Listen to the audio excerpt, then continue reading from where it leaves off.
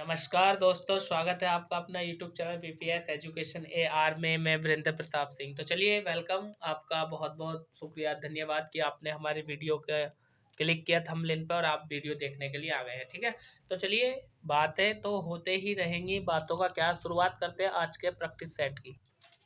कहा है, जो तूफानों में पलते जा रहे हैं, जरा ध्यानपूर्वक सुनिए। ये हमारा अपना यानी वीरेंद्र प्रताप सिंह का डायलॉग है। जो तूफानों में पलते जा रहे हैं वही तो हैं जो दुनिया को बदलते जा रहे हैं। तो चलिए साहब, देर किस बात की, शुरुआत करते हैं आज के प्रैक्टिस सेट की। जो आपका रेलवे है यानी आरपीएफ है, एसआई का हो चाहे कांस्टेबल का हो, किसी का भी हो प्रैक्टिस सेट, उसको हमने लगा दिया है। पहले क्वेश्चन की यदि हम बात करें तो पहला क्वेश्चन देखिए, सिलेबस का आपको पता ही होगा। इसमें 50 नंबर का आपका जीके जीएस आएगा, 35 नंबर की रीजनिंग, 35 नंबर का मैथ आएगा। पहला क्वेश्चन है, इनमें से कौन सा पाषाण युग यानी स्टोन एज के 3 प्रमुख कालों के अंतर्गत नहीं आता। तो देखिए, यदि पाषाण युग की हम बात करें तो पूरा पाषाण आता है, नव पाषाण आता है, मध्य पाषाण आता है, लेकिन ताम्र पाषाण जो है स्टोन एज के अंतर्गत नहीं आता है।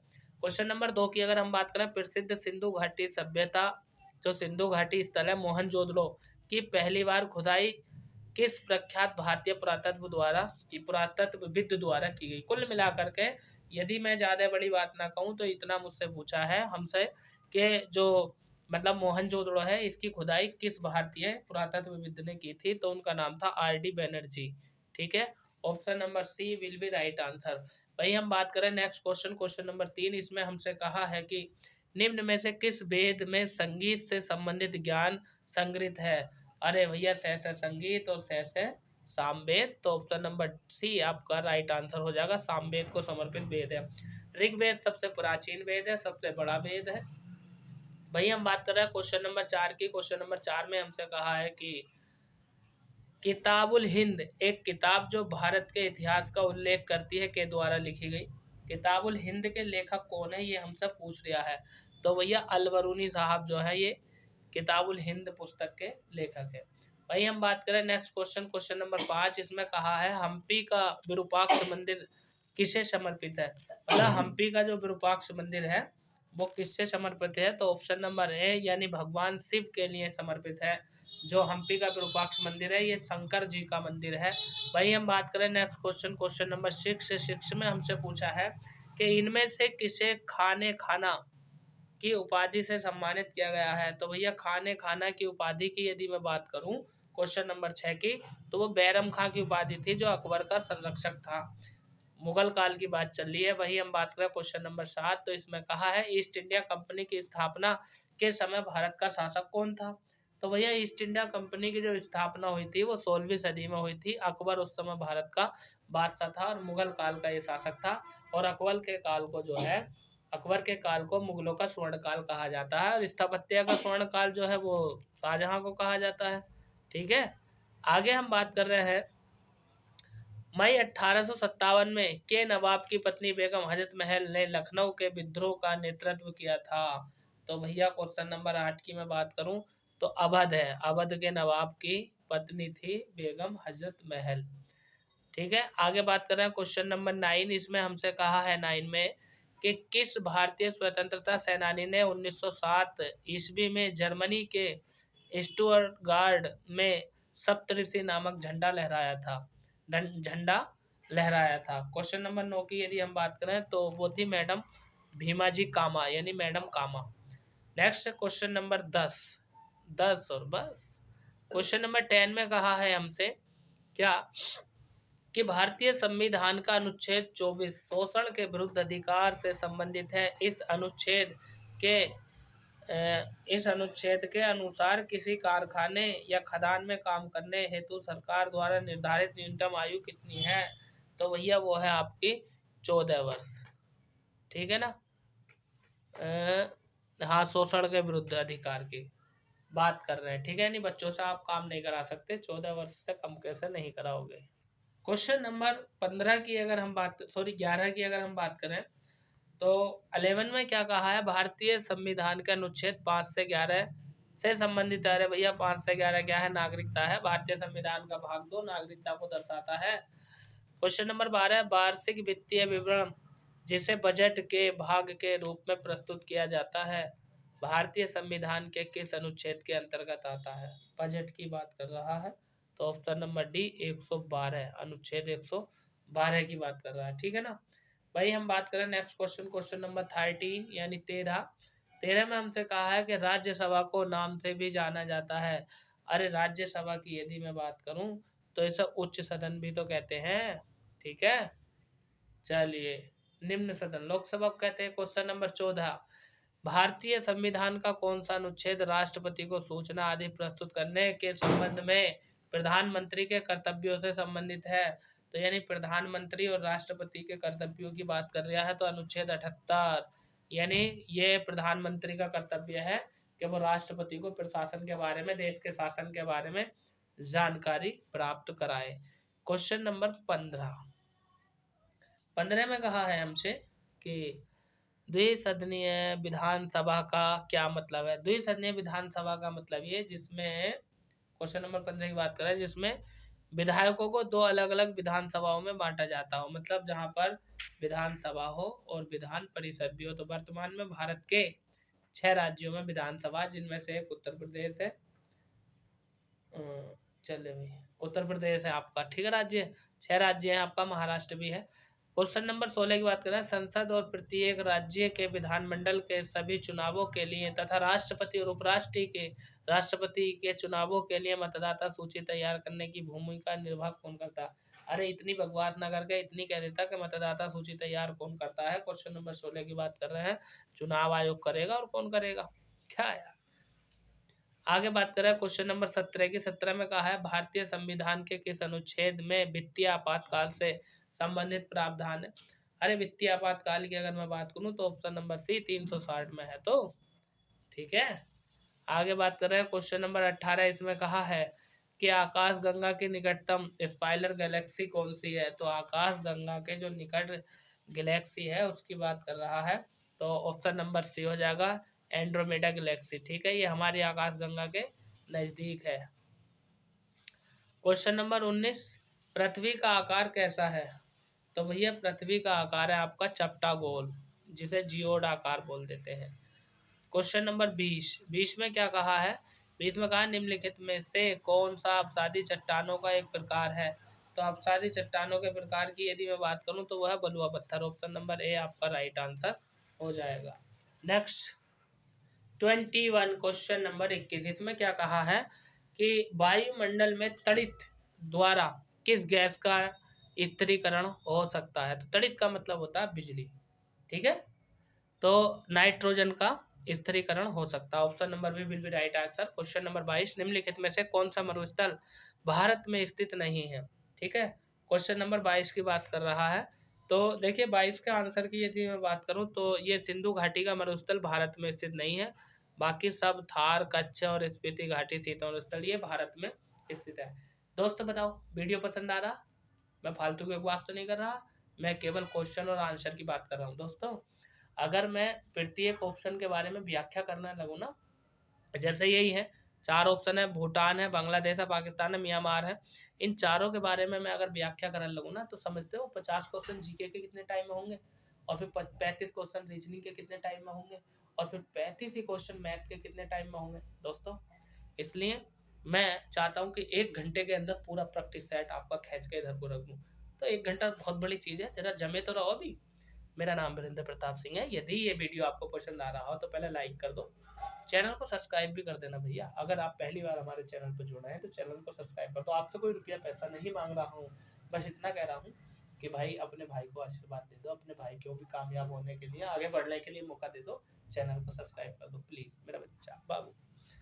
क्वेश्चन नंबर 23, निम्नलिखित में से किस देश के साथ भारत अपनी सबसे लंबी भू सीमा साझा करता है? तो भैया बांग्लादेश के साथ 4096, ठीक है ना, किलोमीटर सीमा बनाता है, 0.7 भी आता है। क्वेश्चन नंबर 24 में कहा महेंद्रगिरी की पहाड़ियां किस राज्य में स्थित है? तो भैया महेंद्रगिरी की पहाड़ियां ओडिशा राज्य में है, जो पश्चिमी पूर्वी घाट है ना उसमें है ये। क्वेश्चन नंबर 25, इसमें कहा है कि निम्नलिखित में से कौन सा पर्वतीय दर्रा भारत, चीन और म्यांमार की त्रिसंधि का निर्माण करता है? यदि हम बात करें तो है दिफू दर्रा, जो कि भारत के अरुणाचल प्रदेश में स्थित है। ठीक है, आगे हम बात कर रहे हैं क्वेश्चन नंबर 26, निम्नलिखित में से कौन सी नदी गंगा की सहायक नदी नहीं है, ये हमें बताना है। तो देखिए, इंद्रावती गंगा की सहायक नदी नहीं है, बाकी गोमती, सोन, यमुना ये सब गंगा की सहायक नदी है। क्वेश्चन नंबर 27 में क्या कह रखा है कि लू एक प्रकार की क्या है, सुनामी है। जब लू चलती है तो सुनामी आ जाती है समुद्रों में। ठीक है, क्वेश्चन नंबर 1 मिनट 27 की यदि हम बात करें तो सुनामी नहीं है भैया, ऊष्मीय लहर है। ये राइट आंसर हो जाएगा इसका ये। ठीक है, ये राइट आंसर है। 27 का आंसर हो जाएगा ऑप्शन नंबर सी। वहीं हम बात करें क्वेश्चन नंबर 28 की, इसमें कहा है कि इनमें से क्या किसी फर्म के लिए परिवर्तनीय लागत नहीं है? तो परिवर्तनीय लागत नहीं है किसी फर्म के लिए, ये हमसे पूछा है क्वेश्चन नंबर 28 में। तो संपत्ति कर, ये राइट आंसर हो जाएगा। बाकी बात करते हैं क्वेश्चन नंबर 29 की, इसमें कहा है, क्या कहा है जरा देख लीजिए। संयुक्त क्षेत्र की संकल्पना से अभिप्रेत है। तो संयुक्त क्षेत्र की संकल्पना से अभिप्रेत क्या है, ये हमें बताना क्वेश्चन नंबर 29 में। तो पहला ऑप्शन क्या है, सार्वजनिक क्षेत्र और निजी क्षेत्र के उद्योगों के बीच सहयोग, ये ही आपका आंसर हो जाएगा। जब पहला ही आपको आंसर मिल जाए तो आगे बढ़ने की कोशिश ही मत करना, वरना कंफ्यूज हो जाओगे। ठीक है, आपका दिल कहता है पहला ही है तो पहला ही लगा देना, और जब याद होता है तो उसमें फिर क्या देखना। निम्न में से कौन सा बैंक ऑफ बड़ौदा के संस्थापक थे? तो भैया, बैंक ऑफ बड़ौदा के संस्थापक की यदि हम बात करें तो महाराज सायाजी राव गायकवाड़ तृतीय थे। भाई हम बात कर रहे हैं क्वेश्चन नंबर 31 की। 31 में क्या कहा, जरा इसको भी देख लीजिए। निम्नलिखित में से भारत सरकार का कौन सा मंत्रालय राजकोषीय नीति तैयार करता है? तो भैया वो है आपका वित्त मंत्रालय। Option number B right answer हो जाएगा। क्वेश्चन नंबर 32 में कहा यूएनडीपी का उद्देश्य है। ठीक है, तो यूएनडीपी का उद्देश्य की यदि हम बात करें तो आर्थिक सामाजिक विकास को गति प्रदान करने के लिए तकनीकी सहायता प्रदान करना। Option number A right answer हो जाएगा। क्वेश्चन नंबर 33 में क्या कहा है, 33 में हमसे कहा है सूरजकुंड मेला, जिसे अंतर्राष्ट्रीय शिल्प मेला भी कहा जाता है, में आयोजित किया जाता। कुल मिलाकर सूरजकुंड मेला किस राज्य में आयोजित किया जाता है, ये हमसे पूछा क्वेश्चन नंबर 33 में। तो हरियाणा में किया जाता है भैया। निम्नलिखित में से कौन सा शास्त्रीय नृत्य अपने वर्तमान रूप में मुगल परंपरा से प्रभावित है? कौन सा शास्त्रीय नृत्य है जो मुगल परंपरा से प्रभावित है, ये हमें बताना है क्वेश्चन नंबर 34 में। तो इसका राइट आंसर हो जाएगा कथक, जो उत्तर प्रदेश का शास्त्रीय नृत्य है कथक। 8 शास्त्रीय नृत्य हैं, अब 9वां भी शायद हो गया है कोई सा, मेरे ध्यान से हट रहा है। मलाला ने शरणार्थी लड़कियों पर विशेष मलाला जो थी, मलाला यूसुफजई, उसने शरणार्थी लड़कियों पर कौन सी पुस्तक लिखी? उस पुस्तक का नाम हमें बताना क्वेश्चन नंबर 35 में। तो भैया वो है we are displaced. Option number B आपका राइट आंसर हो जाएगा। क्वेश्चन नंबर 36 की यदि हम बात करें तो 36 में क्या कहा है, राष्ट्रीय कवि रामधारी सिंह दिनकर को उनकी किस रचना के लिए ज्ञानपीठ पुरस्कार से सम्मानित किया गया? तो भैया ये तो वैसे ही बता दोगे, रामधारी सिंह दिनकर की पुस्तक उर्वशी। पुस्तकें सारी रामधारी सिंह दिनकर की हैं, लेकिन ज्ञानपीठ पुरस्कार जो मिला था वो उर्वशी के लिए मिला था। ये तीनों पुस्तकें भी ABC यानी AD और C ये रामधारी सिंह दिनकर की ही हैं। क्वेश्चन नंबर 37 में कहा कि अंतर्राष्ट्रीय श्रम संगठन की स्थापना कब हुई थी? तो अंतर्राष्ट्रीय श्रम संघ की स्थापना जो हुई थी वो 28 जून 1919 को हुई थी। ठीक है, आगे बात कर रहे हैं क्वेश्चन नंबर 38 की। 38 में क्या कहा है, भारत ने पहली बार ओलंपिक खेलों में कब भाग लिया था? तो भारत ने पहली बार ओलंपिक खेलों में जो भाग लिया था वो 1920 में लिया था। क्वेश्चन नंबर 39 की बात कर रहे हैं। 39 में कहा है डूरंड कप किस खेल से संबंधित है? तो भैया डूरंड कप की यदि मैं बात करूं क्वेश्चन नंबर 39 की, तो फुटबॉल का कप है, ये फुटबॉल में दिया जाता है। क्वेश्चन नंबर 40 में क्या कहा है कि टेबल टेनिस को ओलंपिक खेल के रूप में किस वर्ष मान्यता मिली? मतलब टेबल टेनिस को ओलंपिक खेल में कब शामिल किया, यही समझ लो, ऐसे ही एक ही बात है। तो 1988 में मिली थी। बात कर रहे हैं क्वेश्चन नंबर 41 की। 41 में हमसे पूछा है साहित्य में भारत देश के एकमात्र नोबेल पुरस्कार विजेता कौन है? साहित्य के क्षेत्र में पूछ रहा, नोबेल के बारे में पूछ रहा, तो भैया रविंद्रनाथ टैगोर है। ठीक है, कब मिला था? शायद 1913 में मिला था, 13 या 11, 13 ही है। हाँ, गीतांजलि के लिए मिला था। ज्ञानपीठ पुरस्कार में नगद पुरस्कार के साथ देवी की कांस्य प्रतिमा दी जाती है। मतलब जो ज्ञानपीठ पुरस्कार है उसके साथ नगद पेमेंट दी जाती है, और किसकी मूर्ति दी जाती है? सरस्वती की कांस्य प्रतिमा दी जाती है, यानी कांस्य की मूर्ति। क्वेश्चन नंबर 43, इसमें क्या कहा है? इसमें कहा उद्योग में शक्ति की इकाई क्या है? तो भैया जो उद्योग होते हैं उनमें शक्ति की इकाई की यदि मैं बात करूं तो अश्व शक्ति है। Option number D right answer हो जाएगा। वही हम बात करें क्वेश्चन नंबर 44 की, इसमें कहा है किसी वस्तु द्वारा कार्य करने की क्षमता या किसी विशिष्ट वस्तु में निहित ऊर्जा पर निर्भर करती है। ठीक है, किसी वस्तु द्वारा कार्य करने की क्षमता या किसी वस्तु में निहित ऊर्जा पर निर्भर करती है। क्वेश्चन नंबर 44 की यदि हम बात करें तो इसका राइट आंसर हो जाएगा ऑप्शन नंबर सी, यानी कार्य करने वाली वस्तु की स्थिति और उसकी अवस्था पर। क्वेश्चन नंबर 45, इसमें क्या कहा है? 45 में जब कोई वस्तु एक समान वृत्तीय गति से घूर्णन करती है तो प्रत्येक बिंदु पर इसका बदल जाता है। क्या बदल जाता है जब घूर्णन गति करती है? तो भैया इसका बदल जाता है वेग। Option number B right answer हो जाएगा। भाई हम बात करें क्वेश्चन नंबर 46 की, तो 46 में क्या रखा हमसे? इनमें से कौन सा रासायनिक परिवर्तन नहीं है?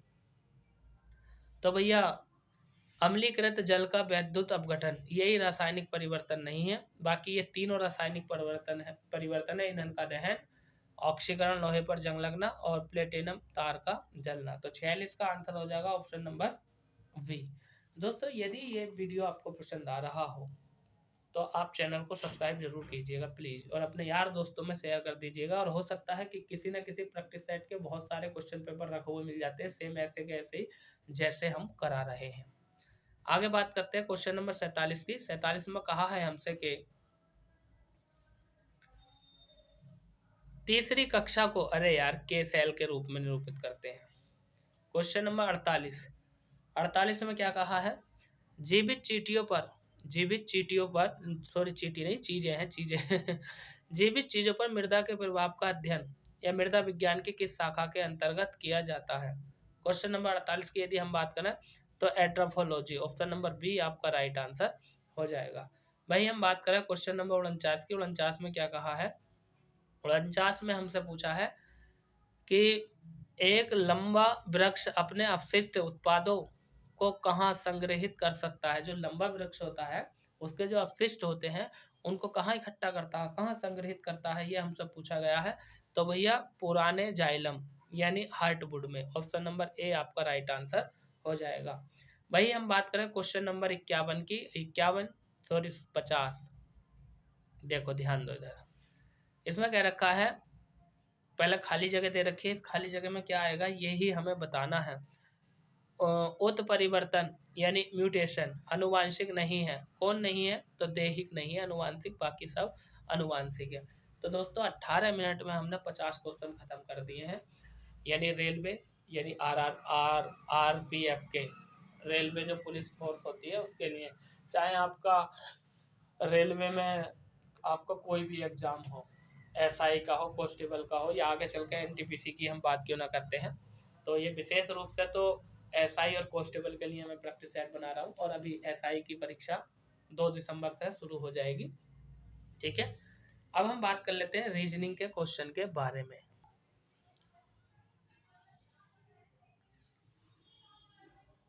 तंत्रिका विज्ञान भी बोल देते हैं इसे।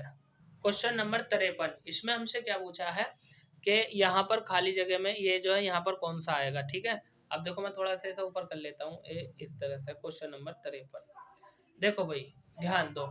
यदि हम बात करें तो अंदर सब में प्लस का निशान है। ठीक है, देखो इसकी बात करें, ये बिंदा यहाँ था, ठीक है ना, इधर से इस साइड में आ गया यानी यहाँ आ गया।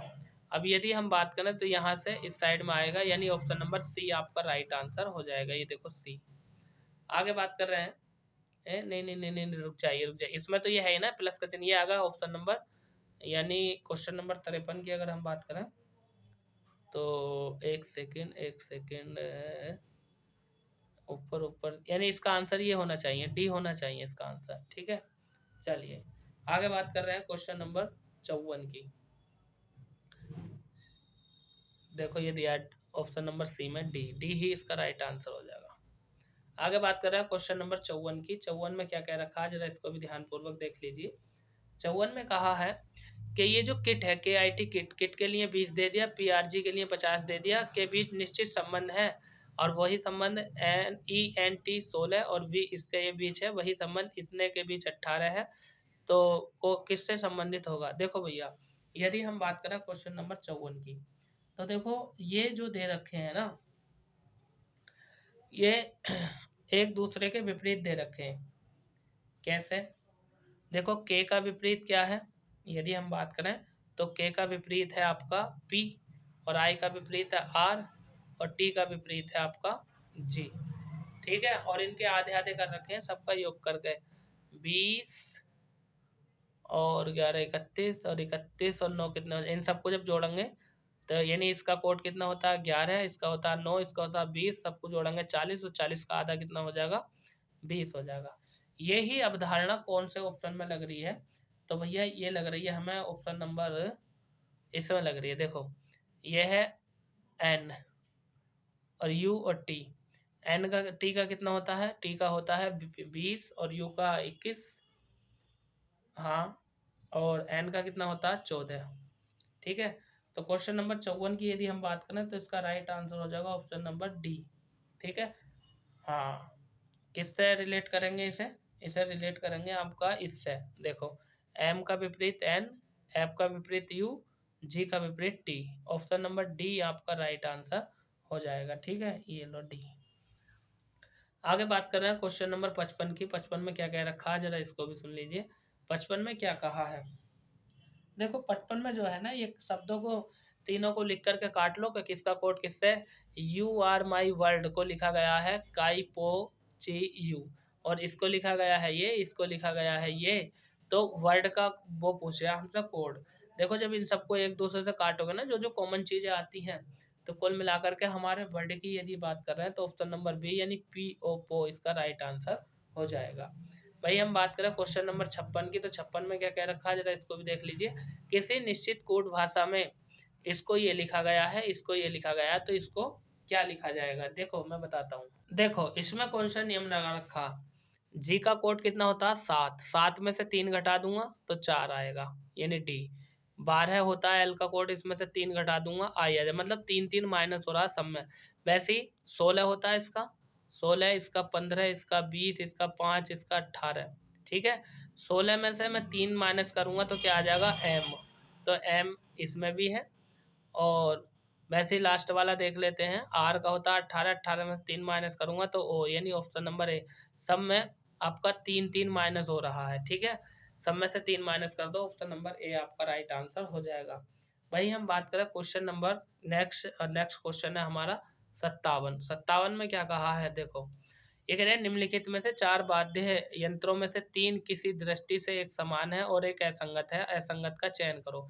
मतलब जो अलग है वो हमें बताना क्वेश्चन नंबर 57 में से। ठीक है ना, देखो यदि मैं बात करूं तो इसका सी आंसर होना चाहिए, सी ही होगा। ठीक है, होना क्या चाहिए, सी ही होगा। कैसा होगा, सी की यदि मैं बात करूँ, सितार जो है ना एक तुल्य में वाद्य यंत्र है, और बाकी जितने सब है ना थाप वाले, थाप लगती है सब पे। आगे बात कर रहे हैं क्वेश्चन नंबर 58 में। 58 में ये बताना हमें कि ये जो है क्वेश्चन मार्क के स्थान पर कौन सी संख्या आएगी। ठीक है, देखो ये 67 है, 67 को 1 से गुणा करूंगा फिर 67 आ जाएगा, और 67 में से मैं -11 कर दूंगा 56 आ जाएगा, 56 को फिर 1 से गुणा कर दूंगा तो क्या आ जाएगा 56 ही आ जाएगा। ऑप्शन नंबर बी आपका राइट आंसर यहाँ पर हो जाएगा। नेक्स्ट क्वेश्चन की तरफ चलते हैं। 59 59 में क्या कहा है जरा इसको भी देख लीजिए। देखो इसमें कह रखा है कि खाली जगह को भरो। देखो डी है, डी का कोड कितना होता है 4, और 4 में 4 जोड़ दूंगा तो कितना आ जाएगा 8। ठीक है, 8 में फिर 4 जोड़ दूंगा 12 एल हो गया, और 12 में फिर 4 जोड़ दूंगा तो कितना हो जाएगा 16, और 16 किसका होता है पी का होता है, और पी ये दे रखा ऑप्शन नंबर बी में, ये ही आपका राइट आंसर हो जाएगा।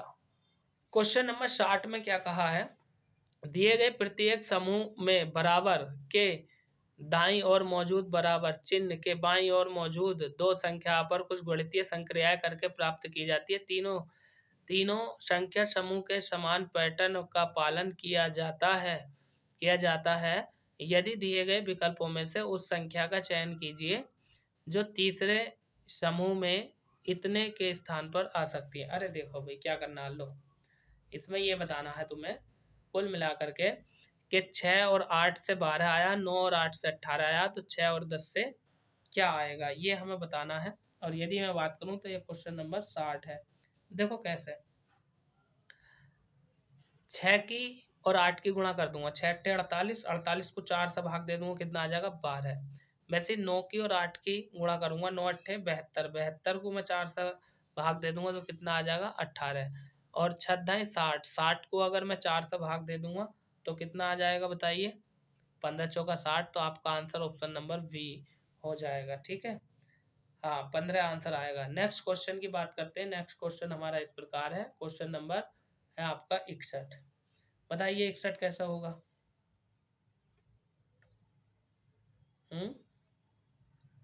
देखिए मैं बताता हूँ कैसा होगा 61। देखो ये पहले तो संख्या निकालो, डी है, डी का कोड 4 होता, 4 में 4 जोड़ दूंगा 8। ठीक है, यानी एच आ गया।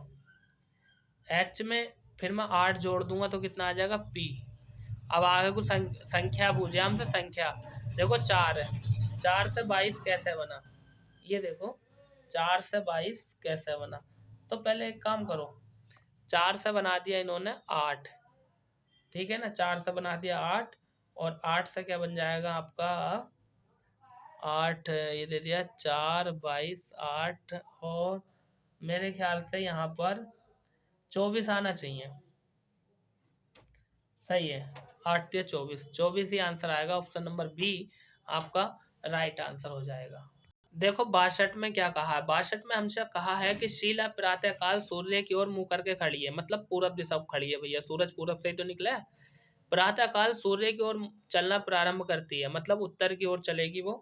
ठीक है, कितना चलेगी, उत्तर की ओर चलना शुरू करती है, अपने दाएं ओर फिर कुछ मिनट चलती है और फिर बाईं ओर मुड़ जा, बाईं ओर 3 किलोमीटर चलकर रुक गई। अब शीला का मुंह देखो, कहने का मतलब ये है, यदि हम बात करें तो शीला उत्तर की ओर मुंह कर खड़ी है, वो कहती है अपने बाईं ओर चलती है फिर दाएं ओर चलती है, 3 मिनट रुक कर चलकर रुक जाती है, तो उसका मुंह अपने सभी मोड़ केवल 90 डिग्री वाले मोड़ है। तो भैया इसका जो आंसर हो जाएगा 62 का ऑप्शन नंबर डी, यानी पूरब की ओर पहुंच जाएगी वो। करके देख लो, चला के देख लो, ठीक है, मैं चला दूंगा, टेंशन मत लो।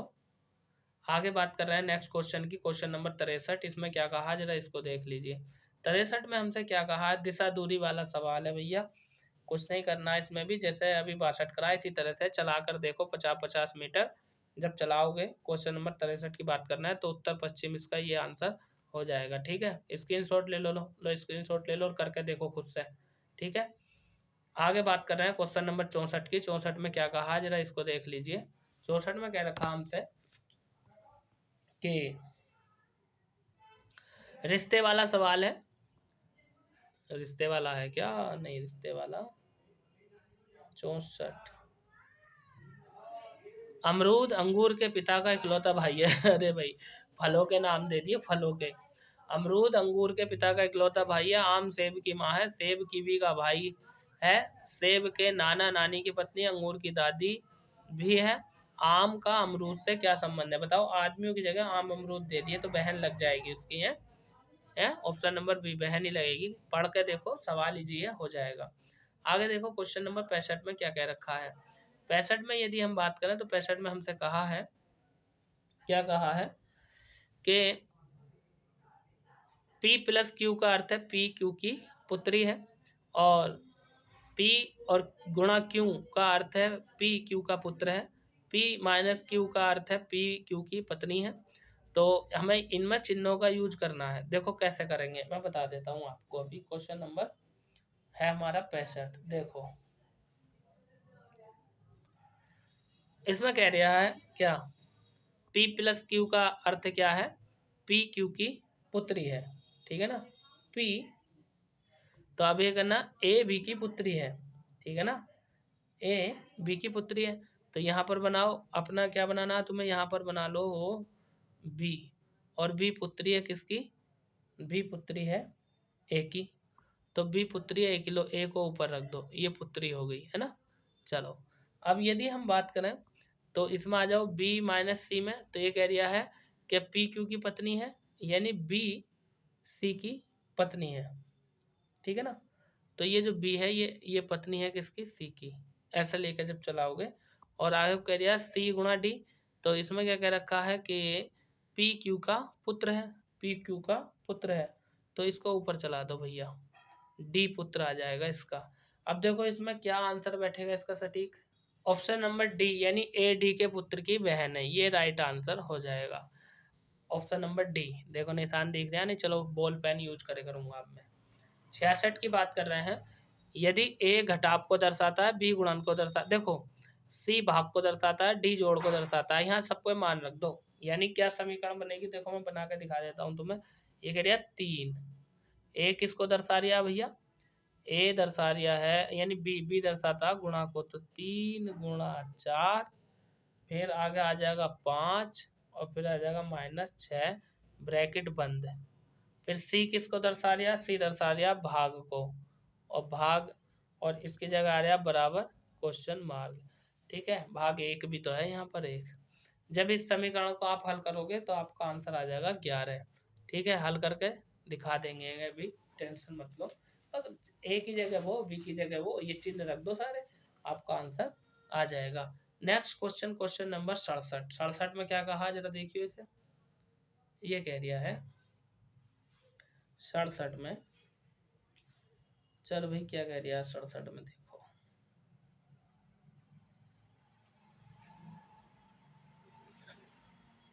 67 में कह रहा है कि उस विकल्प का चयन कीजिए जो दिए गए बैन आरेख के सर्वोत्तम ढंग से निरूपित करता है। लो भैया ये देखो, यहाँ देख लो, ए हो गया, बी हो गया, सी हो गया, डी हो गया, ठीक है। तो इसका देखो, मान लीजिए मैं इसे छात्र मान लूँ, ये वाले में छात्र मान लूँ, और ये वाले में मान लूँ डॉक्टर, और ये वाले मान लेता हूँ मैं आदमी, ठीक है। तो देखो कुछ छात्र डॉक्टर होते हैं, कुछ छात्र आदमी, तो सब होते ही हैं, तो कुल मिलाकर के आपका option number A right answer हो जाएगा। आगे बात कर रहे हैं क्वेश्चन नंबर 68 की। 68 में क्या कहा जरा ध्यान दीजिए। 68 में, ओहो भाई देखो, निम्नलिखित आरेख में वर्ग छात्रों को निरूपित करता है। वृत्त मोहिनी, वृत्त जो है मेहनती लोगों को निरूपित करता है, और त्रिभुज शहरी लोगों को निरूपित करता है। उस क्षेत्र का पता लगाएं जो मेहनती छात्रों को निरूपित करता है। देखो मेहनती भी हों और छात्र भी हों, ठीक है ना। यदि हम बात करें इसकी तो यहाँ पर आ जाइए, मेहनती भी हों और छात्र भी हों। क्वेश्चन नंबर 68 की हम बात कर रहे हैं, तो ये देखो सी आ जाएगा, मेहनती भी हैं और छात्र भी हैं। ऑप्शन नंबर सी। क्वेश्चन दोबारा पढ़ लो, समझ में नहीं आया तो आ जाएगा, सी राइट आंसर इसका हो जाएगा, ठीक है। आगे बात कर रहे हैं क्वेश्चन नंबर 69 की। 69 में क्या कहा जरा देख लीजिए इसको भी। 69 में क्या कह रखा है, 69 में कह रखा है कि 6 व्यक्ति PQRSTUV एक ही वर्ष में एक महीना यानी कि जनवरी, फरवरी, मार्च, जुलाई, अगस्त, सितंबर है यात्रा करते हैं। R सितंबर में यात्रा करता है।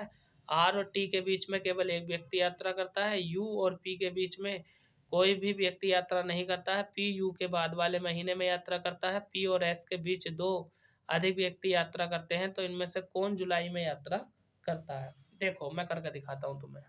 देखो यहाँ पर बना हुआ है चार्ट, देखो सबके महीने लिख दिए इधर, सबकी यात्रा कौन कब यात्रा कर रहा है, सवाल पढ़ लो आपको पता चल जाएगा, ठीक है ना। जब सवाल पढ़ोगे तो आपको पता चल ही जाएगा। तो आपका राइट आंसर है जुलाई में कौन, तो क्यू जुलाई में यात्रा कर रहा है भैया, क्यू आपका राइट आंसर हो जाएगा। तो ऑप्शन नंबर डी आपका राइट आंसर यहाँ पर हो जाएगा, ठीक है। Question number 70। 70 में हमें दिया है कथन, क्या, कुछ गुलाब जेरेनियम है, कुछ गुलाब डेजी है, कुछ लिली जेरेनियम है। तो देखो कैसा होगा इसकी, यदि हम बात करें तो इसमें जो फिगर बन के आएगी वो आपकी ये वाली आएगी, यानी एक ये ले लो, एक ये ले लो, एक ये ले लो, कुछ वाली बात चल रही है, यहाँ से वो ले लो थोड़ा। तो सब ये गुलाब हो गए, ये जेरेनियम हो गया, ये डेजी हो गया, और ये लिली हो गया, ठीक है ना। इस तरह से आ गया। अब हमसे क्या पूछे आए, अब देखो सब अलग अलग बता दिए, तो मेरे हिसाब से इनमें से कोई सा भी नहीं निकलना चाहिए, बाकी पढ़ के देख लेते हैं। कुछ जेरेनियम डेजी, अरे जेरेनियम ये है, डेजी ये है। कुछ लिली गुलाब है, लिली ये है, गुलाब ये नहीं है, तो ना तो पहला निकलेगा ना ही दूसरा निकलेगा। ऑप्शन नंबर सी आपका राइट आंसर हो जाएगा क्वेश्चन नंबर 70 का। भाई हम बात करें क्वेश्चन नंबर 71 की, 71 में क्या कह रखा है जरा इसको भी देख लीजिए। 71 में हमसे कहा है कि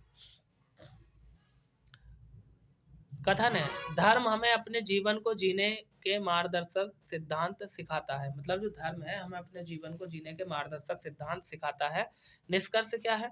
निष्कर्ष ये है कि धर्म जीवन जीने का एक तरीका है, धर्म जीवन जीने का एक तरीका है। और इसमें कह रहे हैं धर्म एक शिक्षक है। भाई धर्म शिक्षक तो नहीं है। यदि हम बात करें क्वेश्चन नंबर 71 की, तो वैसे इसका ए निकल रहा है, क्योंकि इसमें कह रहा है हमें धर्म जीवन जीने के जो मार्गदर्शक सिद्धांत सिखाता है, तो इसके हिसाब से यही निकलेगा। ठीक है, हाँ, दो शिक्षक की तो बात की ही नहीं है, सिद्धांत की बात की है, तो इसलिए दूसरा गलत है। तो 71 का राइट आंसर हो जाएगा ऑप्शन नंबर ए। भाई हम बात करें क्वेश्चन नंबर 72 की, तो 72 में क्या कहा है जरा इसको भी देख लीजिए। 72 में पहले तो इन्होंने हमें कथन दे दिया और फिर हमसे निष्कर्ष पूछ लिया कौन सा सही बैठेगा। तो देखो इस तरह के क्वेश्चन को हम कैसे करते हैं। क्वेश्चन नंबर 72 की यदि मैं बात करूं, तो कह रिया H greater greater than less I greater than L greater than less A और ग्रेटर देन क्यू। तो इसमें कह रिया देखो, अगर ऐसा नहीं आता समझ में तो ऐसा देख लो, यानी एच छोटा है एल से, तो देखो भैया कैसे करेंगे, एच की तरफ को एक ही मुंह हो रहा और एल की तरफ को दोनों मुंह हो रहा है, तो पहला ही आपका सही निकलेगा। तो यहाँ पर भी ये ऑप्शन नंबर ए में दे रखा है, यही 72 का ए राइट आंसर हो जाएगा। 73 में क्या कहा है जरा 73 को देख लीजिए, कांगिया बहुत बड़ा दिया, लो भी कथन कथन ले लो। ये दे दिया कथन। अब देखो कथन पढ़ता हूँ 73 में क्या है। निबंध लेखन एक कला है। एक अच्छा निबंध लिखने में सक्षम होने के लिए विषय की समझ के साथ साथ भाषा पर पकड़ होनी भी आवश्यक है। चलो सही बात है। धारणा क्या कह दिया, विषय पर पूर्ण निपुणता के बिना निबंध नहीं लिखा जा सकता, गलत बात है, लिख सकते हैं। आगे कह दिया भाषा पर अच्छी पकड़ वाला व्यक्ति, अब भाषा पर अच्छी पकड़ वाला कोई भी व्यक्ति अच्छा निबंध लिख सकता है, ये भी गलत बात है। भाषा पर पकड़ होना और निबंध कह रहा है निबंध लेखन एक कला है। तो यदि हम बात करें क्वेश्चन नंबर 73 की, तो 73 का आंसर इधर देख लो। देखो मैंने दोनों गलत बैठा दिए और दोनों तुम्हारे ऑप्शन नंबर ए में, कोई सा भी ठीक नहीं है। क्वेश्चन नंबर 74, 74 में हमसे कहा है कि 23 छात्रों की एक कक्षा में पारुल ने शीर्ष से 6वां स्थान और सौम्या के नीचे 19वां स्थान प्राप्त किया। कितने छात्रों के स्थान पारुल और सौम्या के बीच में है? देखो टोटल छात्र कितने हैं, टोटल छात्र आपके 23, कितने हैं 23। अब ये जो है पारुल का ऊपर से स्थान 6ठा और नीचे से कितना है 19वां, तो मैं क्या काम करूंगा, इसमें से मैं ये काम करूंगा 6 और 19 जोड़ दूंगा। 6 और 19 में जोड़ूंगा तो कितना आ जाएगा, 6 और 19 जोड़ दो तो कितना आ जाएगा, 25 आ जाएगा। तो ये आ गया 25। अब दो व्यक्ति हैं ये, इन दोनों का मान घटा दो। देखो कहने का मतलब ये है, अब ये हो गया 25, ये हो गया 23 और ये 25, 25 में से 2 घटा दूंगा 23 और 23 में से 23 घटा दूंगा तो 0 आंसर आ जाएगा। कोई नहीं है, दोनों आगे पीछे हैं। आगे हम बात कर रहे हैं क्वेश्चन नंबर 75 की। 75 में क्या कह रखा, अरे भाई बैठाने वाला क्वेश्चन है। देखो कैसे बैठाएंगे, 7 मित्र A B C D E F G एक वृत्ताकार स्थिति में केंद्र की ओर मुंह करके बैठे, एफ सी के दाएं ठीक बगल में है। तो देखो कैसे बैठाएंगे, यहाँ पर बैठा देता हूँ मैं, ये मैंने वृत्त बना दिया। ठीक है, कितने लोग हैं, 7 मित्र हैं। ठीक है, 7 मित्र हैं। ये कह रहा है पहले क्या कहा, एफ सी के दाएं ठीक बगल में है, एफ सी के दाएं ठीक बगल में है, मतलब अगर सी यहाँ है तो एफ यहाँ है दाएं बगल में। इसके बाद वो क्या कह रहा है, ई ए के दाएं तीसरे स्थान पर है, तो ई के दाएं, तो देखो अगर मैं ई यहाँ बैठा दूं, ई यहाँ बैठा दूं तो ए के दाएं आ रही है तीसरे स्थान पर, तो ए यहाँ बैठा दो। ठीक है, तो ए के दाएं तीसरे स्थान पर आ गया, ये एफ है आपका। ठीक है, इसके बाद वो क्या कह रखा है कि बी डी और ई दोनों के ठीक बगल में बैठा है, बी जो है डी और ई के बगल में बैठा। अगर मैं यहाँ पर बी रख दूं और यहाँ पर ई रख दूं तो यहाँ डी आ जाएगा, सातों बैठ गए। अब बता दो क्या पूछे हमसे, तो कौन सा कथन असत्य है ये बताओ। ठीक है, क्वेश्चन नंबर 75 में कौन सा कथन असत्य है ये देख लो भाई। अब देखो 75 की यदि हम बात करें तो देखो ए सी के बाई और ठीक बगल में बैठा है, ए सी के बाई और ठीक बगल में बिल्कुल सही है। बी जी के दाएं ठीक बगल में बैठा, अरे बी वो है और जी जी कहाँ है, एक तीन तीन छः जी ये है, तो गलत है, ये ही गलत है, आपका ऑप्शन नंबर बी ही गलत है। ठीक है, गलत ही तो पूछा, असत्य पूछा है, कह रखा है असत्य, तो ये बी वाला ही असत्य है।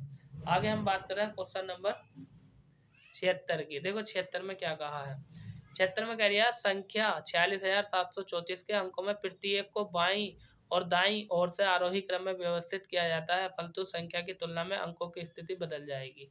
देखो कितने अंकों की स्थिति बदलेगी, क्वेश्चन नंबर 76 की बात कर रहे हैं।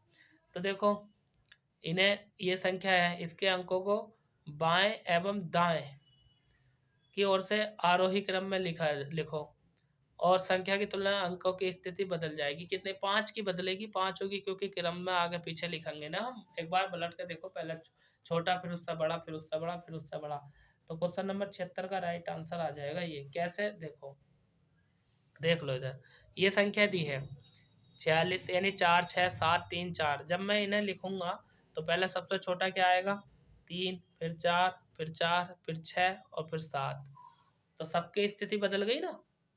देखो 4 की जगह इसने ले ली 3 ने, 6 की जगह 4 ने, फिर 7 की जगह 4 ने, फिर 3 की जगह 6 ने, फिर 4 की जगह 7 ने, सारे बदल गए ना, तो ऑप्शन नंबर डी आपका राइट आंसर हो जाएगा। भाई हम बात करें क्वेश्चन नंबर 77 की। 77 में क्या कहा है, ये कह रहा है यदि शब्द इतने यानी कन्फर्म के सभी अक्षरों को वर्णाक्रम के अनुसार व्यवस्थित किया जाता है तो कितने अक्षरों की स्थिति अपरिवर्तित रहेगी। अरे वर्ण के अनुसार से लगा लो, क्वेश्चन नंबर 77 की बात कर रहे हैं।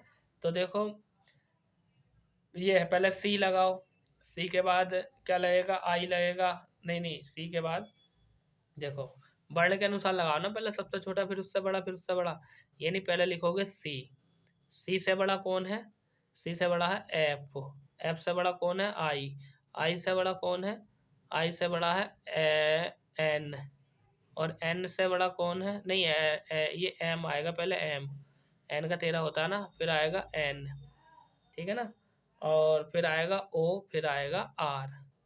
ठीक, अब देख लो कितने की बदली है, यानी कितने अक्षरों की स्थिति अपरिवर्तित रहेगी, मतलब कौन नहीं बदलेगा।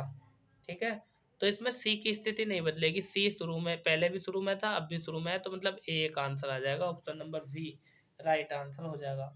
वहीं हम बात करें क्वेश्चन नंबर 78 की। तो 78 में क्या क्या रखा है भैया, देखो 78 में हमसे कहा है, क्या कहा है, निम्न में से कौन सा अधिवर्ष नहीं है, कौन सा अधिवर्ष नहीं है।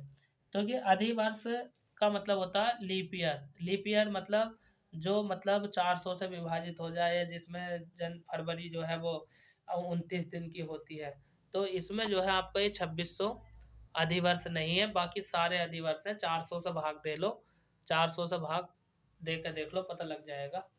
तो आपका ऑप्शन नंबर, ये कैलेंडर का सवाल है, ठीक है ना।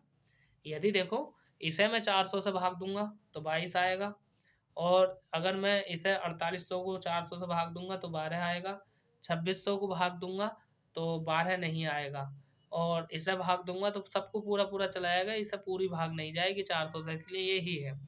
आगे बात कर रहे हैं क्वेश्चन नंबर 79 की। तो देखो 79 में क्या कहा है, एक सप्ताह में एक घड़ी की दो सुइयां एक दूसरे के साथ कितनी बार समकोण बनाती हैं। तो भैया एक सप्ताह की बात कर रहा है, एक सप्ताह में दिन कितने होते हैं, एक सप्ताह में दिन होते हैं 44। कितने दिन होते हैं, 44, हाँ 44, एक सप्ताह में 44 दिन होते हैं। ठीक है, तो 44 गुणा 7 कर दूंगा तो कितना आएगा, जब 44 को 7 से गुणा करूंगा तो 308 आ जाएगा, डी आंसर आपका हो जाएगा। भाई हम बात कर रहे हैं क्वेश्चन नंबर 80 की। लो भाई 80 थोड़ा बड़ा करके दे रखा, ये कह रखा है, क्या कह रखा है 80 में,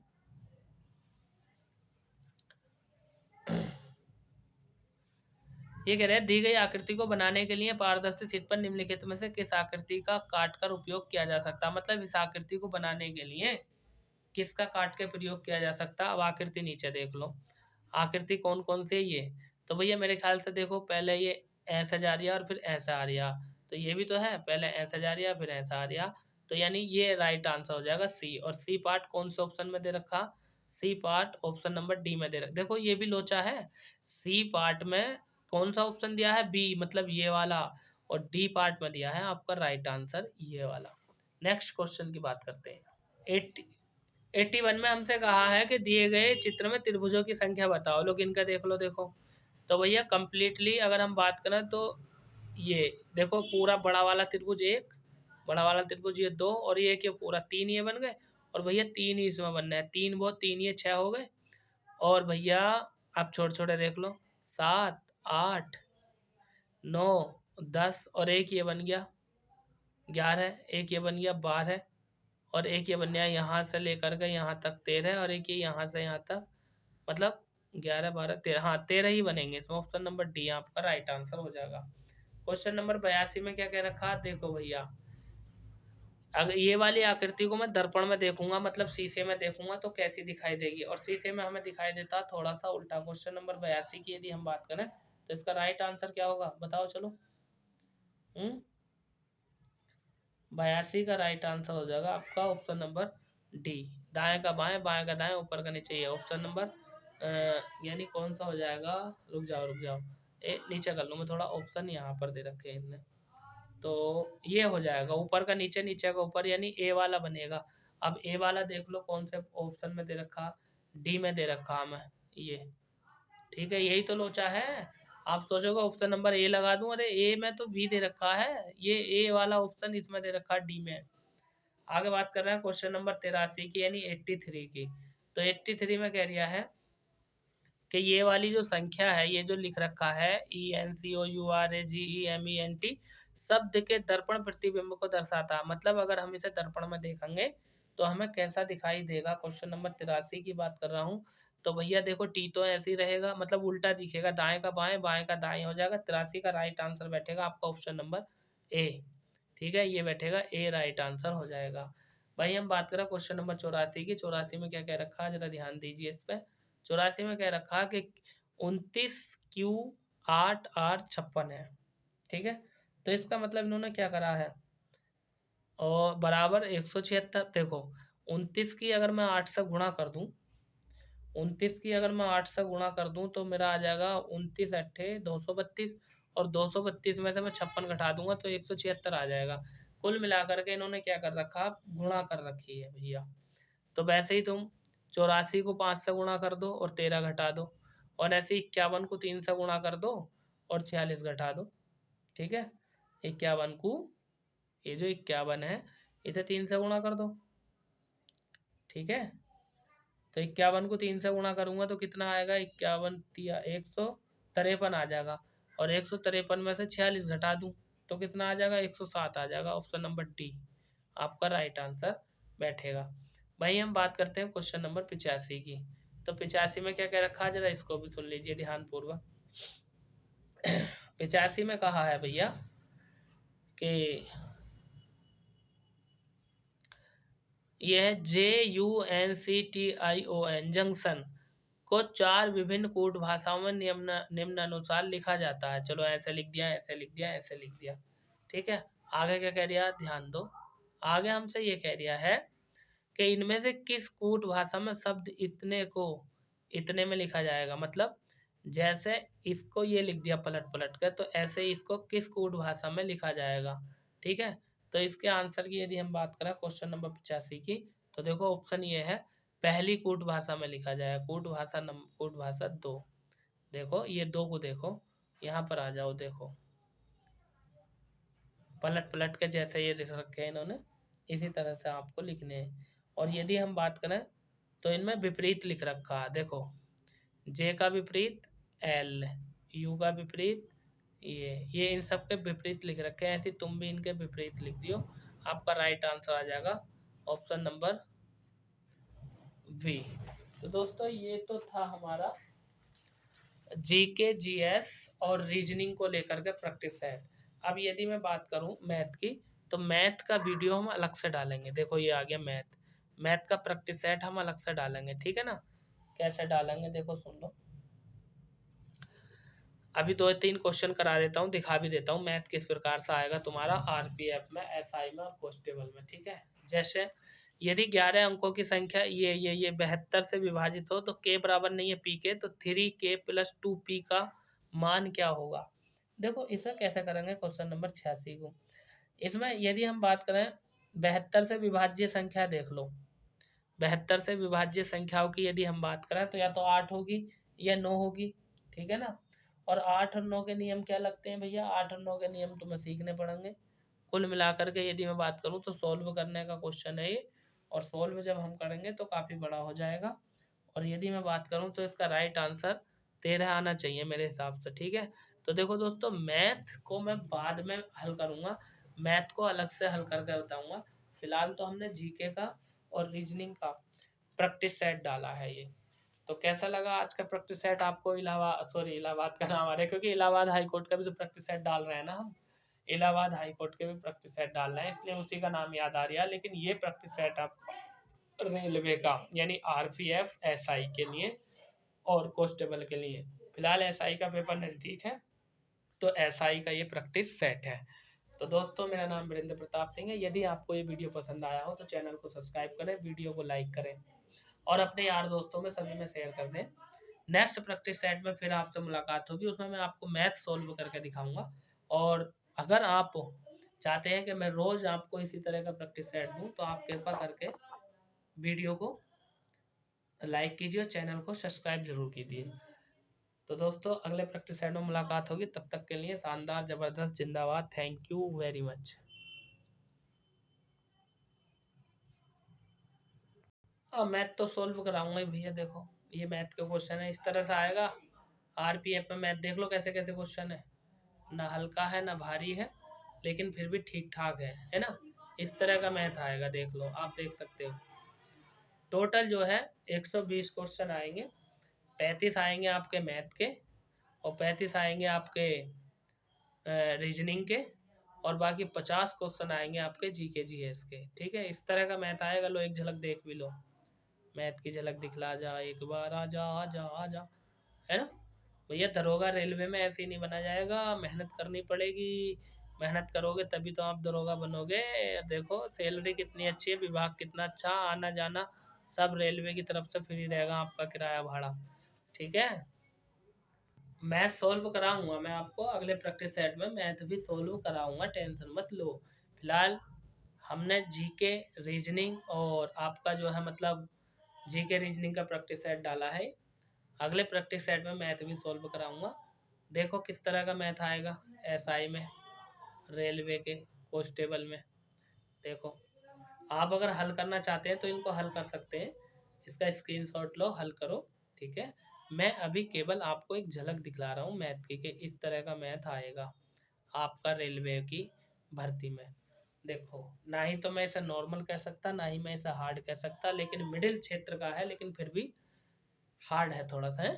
चलो डरना मत, पेपर दे कर जरूर आना आपका, अगर आपने तैयारी की है तो निश्चित ही आपका नंबर आ जाएगा। स्क्रीनशॉट लेते रहिए यदि आपको ये हल करने हो तो, ठीक है। आपको ये हल करने हो तो स्क्रीनशॉट लेते रहना।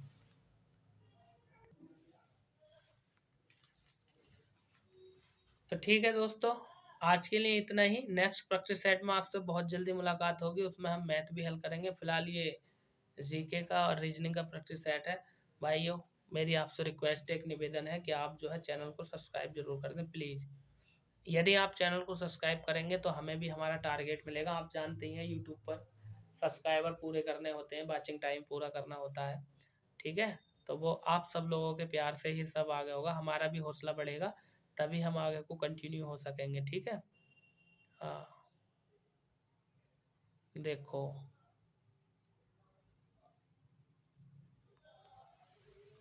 ठीक है दोस्तों, नेक्स्ट प्रैक्टिस सेट में आपसे मुलाकात करते हैं, तब तक के लिए शानदार जबरदस्त जिंदाबाद, धन्यवाद।